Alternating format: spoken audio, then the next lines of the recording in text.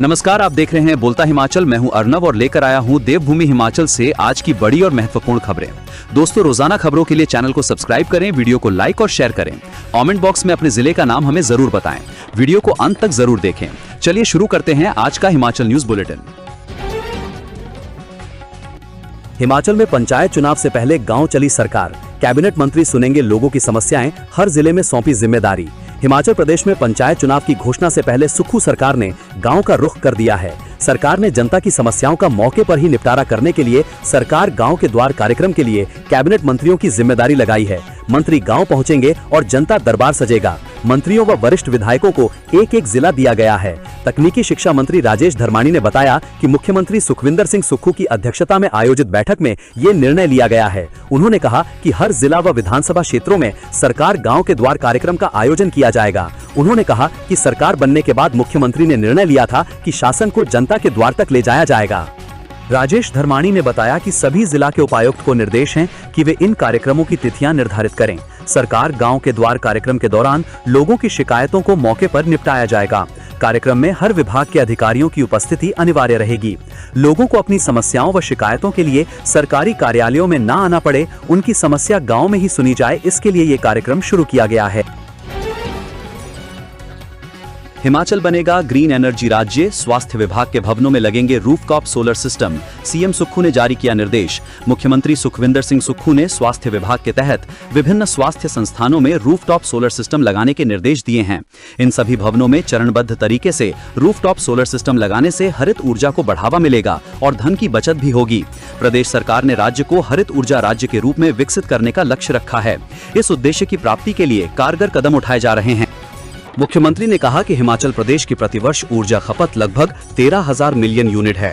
राज्य को ऊर्जा के क्षेत्र में आत्मनिर्भर बनाने के लिए प्रदेश सरकार ने लक्ष्य निर्धारित किया है कि इस ऊर्जा खपत का 90% से अधिक नवीकरणीय ऊर्जा स्रोतों के दोहन से पूरा किया जाए। उन्होंने कहा कि राज्य सरकार द्वारा 2 वर्षों के भीतर प्रदेश में 500 मेगावाट क्षमता की सौर ऊर्जा परियोजनाएं स्थापित करने का लक्ष्य निर्धारित किया गया है। वर्तमान में प्रदेश में 32 मेगावाट की पेखुबेला सौर ऊर्जा परियोजना, 5 मेगावाट की भंजाल सौर ऊर्जा परियोजना और 10 मेगावाट की अगलौर सौर ऊर्जा परियोजना विद्युत उत्पादन कर रही हैं। हिमाचल पंचायत चुनाव, अनिल खाची बोले, अप्रैल में चुनाव कराने में दिक्कत नहीं, रोस्टर फाइनल करे राज्य सरकार। हिमाचल प्रदेश में पंचायत चुनाव को लेकर हाईकोर्ट से आए फैसले के बाद राज्य निर्वाचन आयुक्त अनिल खाची ने कहा कि मैं बड़ा भाई हूं। अधिकारियों के कार्यालय में आने पर उनकी राय भी जानी जाएगी, मिलकर समाधान निकाला जाएगा। हालांकि पंचायती राज संस्थाओं के चुनाव के मामले को लेकर पहले भी मुख्यमंत्री और आयुक्त के बीच बातचीत हुई है। अनिल खाची ने कहा कि आयोग चुनाव कराने के लिए तैयार है। रोस्टर फाइनल हो, आगे का कार्य राज्य निर्वाचन आयोग का है। चुनाव की तैयारियां पूरी हैं। अप्रैल में चुनाव कराने में दिक्कत नहीं होनी चाहिए। फरवरी और मार्च में विधानसभा का सत्र और छात्रों की भी परीक्षा होना है। पुलिस सहित अन्य स्टाफ व्यस्त रहेगा। चुनाव के लिए 40,000 कर्मचारियों की ड्यूटी लगनी है। अप्रैल में कर्मचारियों को चुनाव ड्यूटी में लगाया जा सकता है। एचआरटीसी कर्मचारियों को जारी हुआ वेतन, पेंशनर्स को करना होगा थोड़ा इंतजार। हिमाचल पथ परिवहन निगम के हजारों कर्मचारियों के लिए इस माह राहत भरी खबर है। निगम प्रबंधन ने लंबे समय बाद कर्मचारियों को महीने की 10 तारीख से पहले वेतन जारी कर दिया है। शुक्रवार शाम तक सभी कर्मचारियों के बैंक खातों में वेतन की राशि जमा हो गई है। पिछले कई महीनों से एचआरटीसी कर्मचारी वेतन में हो रही देरी से जूझ रहे थे। अक्सर वेतन 10 तारीख के बाद मिल रहा था, जिससे उन्हें काफी आर्थिक परेशानियों का सामना करना पड़ रहा था। एचआरटीसी के उपाध्यक्ष अजय वर्मा ने पुष्टि करते हुए बताया कि प्रबंधन का पूरा प्रयास है कि कर्मचारियों को समय पर वेतन मिले। उन्होंने कहा कि बीते दिन वेतन जारी कर दिया गया है और शुक्रवार शाम तक ये खातों में पहुंच गया। हम जल्द ही ऐसी व्यवस्था बनाने का प्रयास कर रहे हैं कि कर्मचारियों को हर माह एक निर्धारित तिथि पर वेतन मिल सके। वहीं पेंशनर्स की पेंशन को लेकर अजय वर्मा ने कहा कि इसके लिए सरकार से आने वाली ग्रांट का इंतजार है। जैसे ही ग्रांट प्राप्त होगी, पेंशन जारी कर दी जाएगी। उन्होंने स्पष्ट किया कि मौजूदा समय में न तो वेतन और न ही पेंशन पेंडिंग है, बस प्रक्रिया में थोड़ी देरी हो रही है, जिसे जल्द सुलझा लिया जाएगा। सीबीएसई स्कूलों के लिए सब कैडर बनाने को नियम तय, 5 के बजाय 3 वर्ष शेष सेवा काल की शर्त।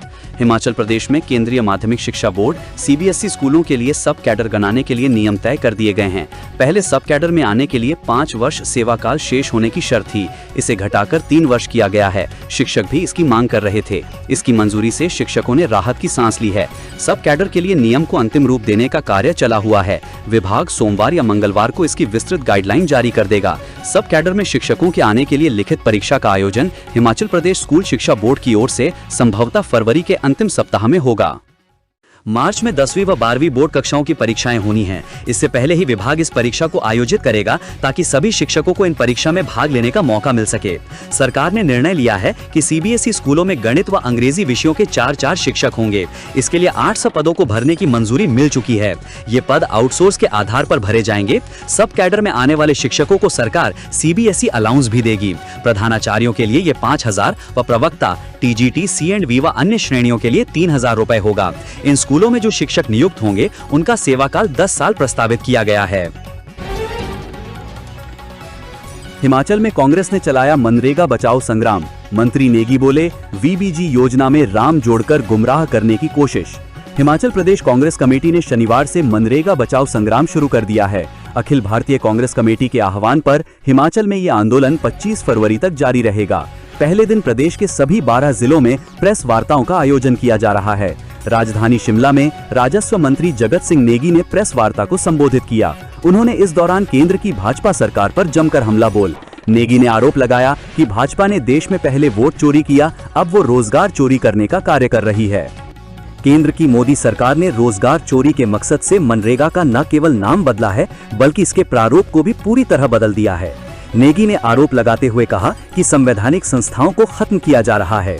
मोदी सरकार जब सत्ता में आई तब देश पर 50 लाख करोड़ का कर्ज था, जो अब बढ़कर 250 लाख करोड़ हो गया है। नेगी ने भाजपा पर वोट चोरी का आरोप लगाया। उन्होंने कहा कि बिहार चुनाव में महिलाओं को 10,000 रुपए की रिश्वत देकर वोट खरीदे गए। उन्होंने आरोप लगाते हुए कहा कि अब उसकी भरपाई के लिए मनरेगा जैसे कानूनों को कमजोर किया जा रहा है।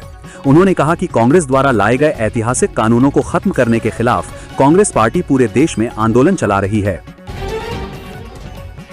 हिमाचल प्रदेश उच्च न्यायालय के निर्देशों के आधार पर 30 अप्रैल से पहले पंचायतों और शहरी निकायों की चुनावी प्रक्रिया पूरी की जाएगी। राज्य निर्वाचन आयोग इसकी तैयारी में जुटेगा। अब सवाल उठ रहा है कि आदर्श चुनाव आचार संहिता कब तक लागू होगी। कयास लगाए जा रहे हैं कि प्रदेश में 15 मार्च के बाद आदर्श चुनाव आचार संहिता लागू हो सकती है, जिससे निर्धारित समय अवधि में चुनाव प्रक्रिया पूरी हो सके।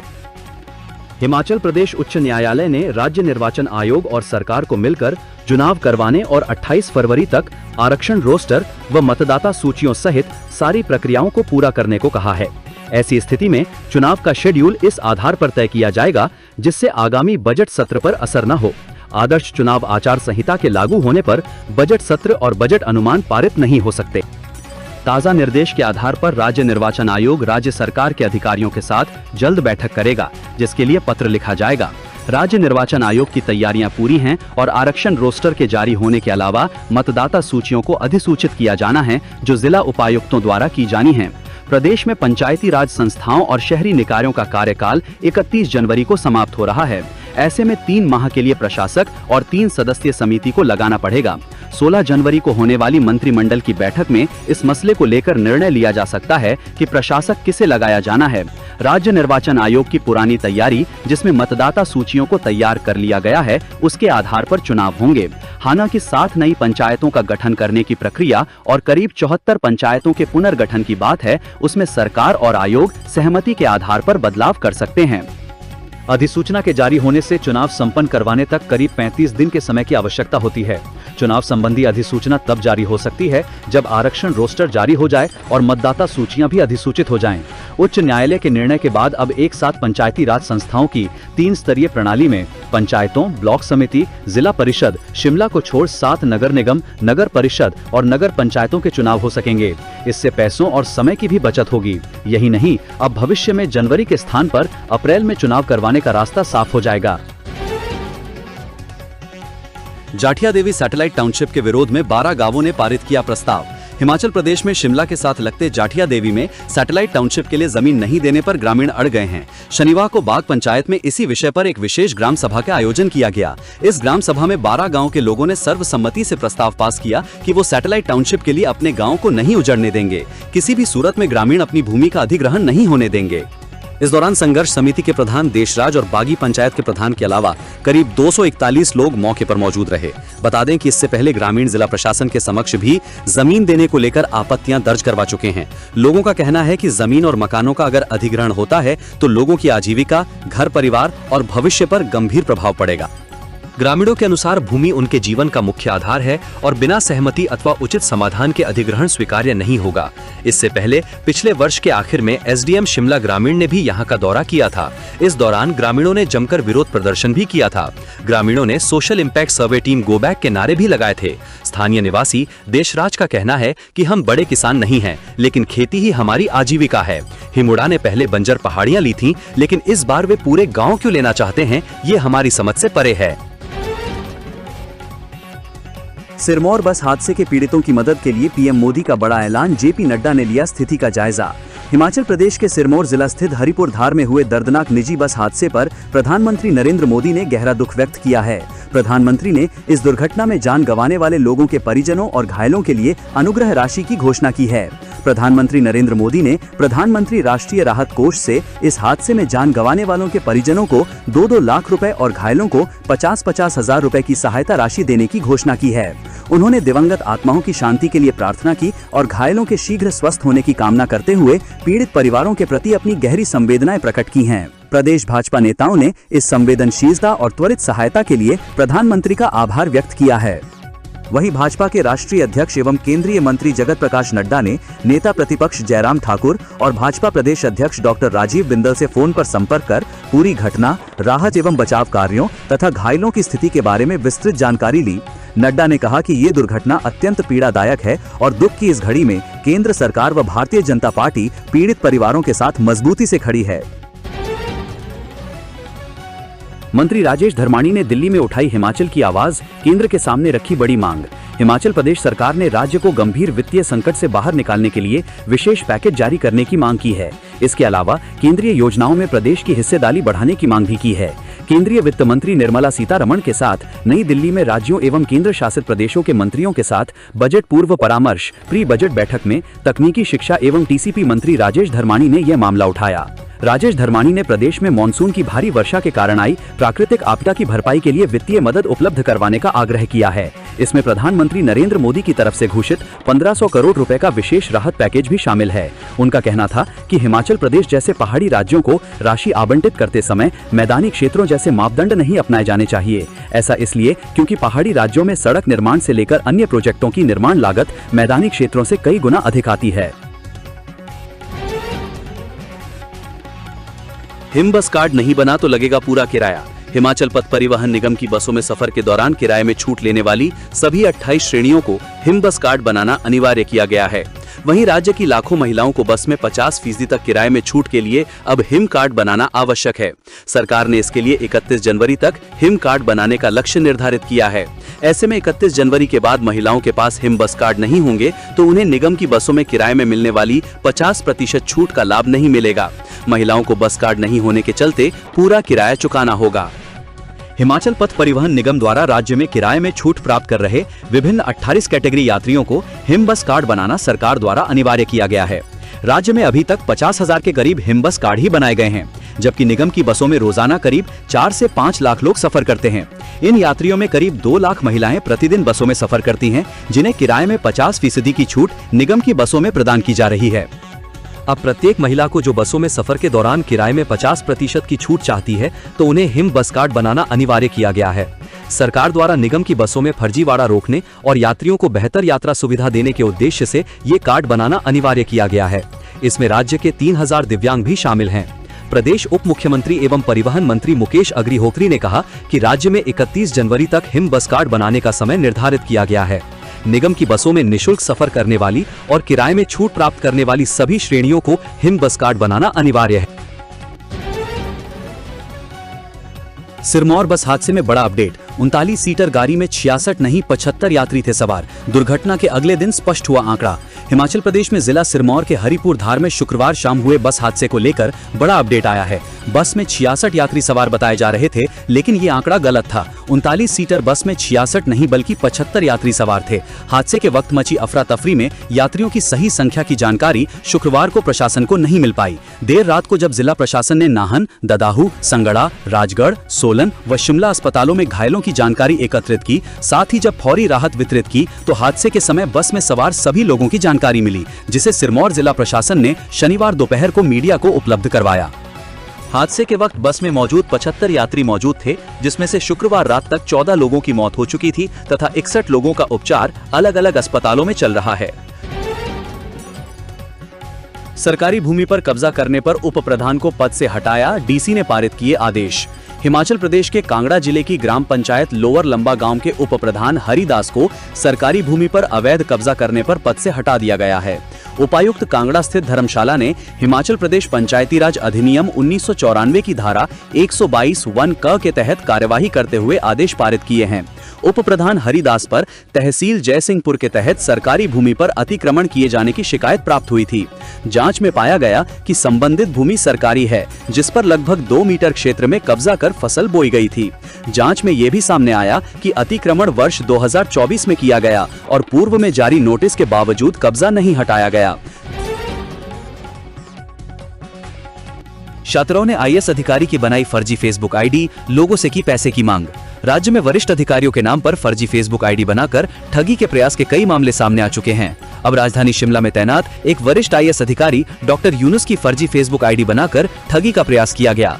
ठगों ने उनके नाम और तस्वीरों का उपयोग करके लोगों से पैसे की मांग की। डॉक्टर यूनुस ने फेसबुक पर पोस्ट कर इस फेक आईडी का स्वयं खुलासा किया और लोगों से इसे रिपोर्ट करने का अनुरोध किया। पांवटा साहिब में नाइट ड्यूटी में लापरवाही, थाना मुंशी सस्पेंड। शहर के बस स्टैंड पर ठंड में रात भर बेसुध हालत में पड़े बुजुर्ग के मामले में पुलिस विभाग ने बड़ी कार्रवाई की है। एसपी सिरमौर ने पुलिस थाना में नाइट ड्यूटी पर तैनात मुंशी कांस्टेबल को सस्पेंड कर दिया है। प्रारंभिक जांच में सामने आया है कि घटना की रात संबंधित व्यक्ति को लेकर मिली सूचना को आगे साझा नहीं किया गया। पुलिसकर्मी ने ये मान लिया कि व्यक्ति शराब के नशे में है, जिसके चलते उसे समय पर मदद नहीं मिल सकी। गौरतलब है कि हाल ही में दिल्ली से पांवटा साहिब आ रही एचआरटीसी बस में गिरिपार क्षेत्र के बुजुर्ग बलबीर पुंडीर को नशीला पदार्थ सुंघाकर बेहोश किए जाने और लूट का मामला सामने आया था। बस स्टाफ द्वारा उन्हें नशे की आशंका में बस स्टैंड पर उतार दिया गया, जहां वो कड़ाके की ठंड में पूरी रात बेसुध पड़ा रहा। परिजनों का कहना था कि बस स्टैंड चौकीदार ने भी पुलिस को सूचना दी थी, लेकिन इसके बावजूद पुलिस मौके पर नहीं पहुंची। सुबह बुजुर्ग को सिविल अस्पताल पांवटा साहिब भर्ती करवाया गया। बाद में उन्हें बेहतर उपचार के लिए हायर सेंटर ले जाया गया। इसी मामले में थाना मुंशी पर सस्पेंशन की गाज गिरी है।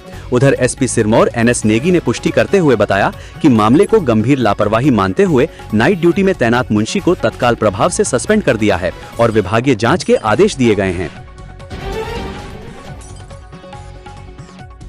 शीतल लहर ने जकड़ा हिमाचल, 4 दिन घने कोहरे का येलो अलर्ट। बर्फबारी न होने के बावजूद भी भीषण सर्दी से लोगों का जीवन अस्त व्यस्त होकर रह गया है। शीतल लहर ने पहाड़ से मैदान तक जनजीवन को जकड़ लिया है। प्रदेश के कई हिस्सों में तापमान माइनस और 0 डिग्री के आसपास पहुंचने से सुबह सुबह सड़कों पर पानी जम रहा है। इससे फिसलन बढ़ गई है और आम लोगों के साथ साथ वाहन चालकों को भी परेशानी झेलनी पड़ रही है। मंडी, बरठी, हमीरपुर, पालमपुर, बिलासपुर व कांगड़ा में शीतल लहर चल रही है। मौसम विभाग के अनुसार रविवार को भी शीतल लहर का येलो अलर्ट जारी किया गया है, जबकि आगामी 4 दिनों के लिए घने कोहरे का येलो अलर्ट जारी किया गया है। पूरे सप्ताह मौसम के साफ रहने के आसार हैं, यानी 16 जनवरी तक कहीं भी बारिश व बर्फबारी नहीं होगी। मौसम विभाग के अनुसार प्रदेश का औसत न्यूनतम तापमान सामान्य से करीब 2 डिग्री नीचे चल रहा है, जिससे कई जिलों में शीतल लहर की स्थिति बनी हुई है। विभाग ने 14 जनवरी तक कई इलाकों में सुबह और देर रात घने कोहरे की चेतावनी जारी की है, जबकि 16 जनवरी तक मौसम के शुष्क रहने की संभावना जताई गई है। बीते 3 महीनों से प्रदेश में पर्याप्त बारिश और बर्फबारी नहीं हुई है, जिससे सूखे जैसे हालात बनने लगे हैं।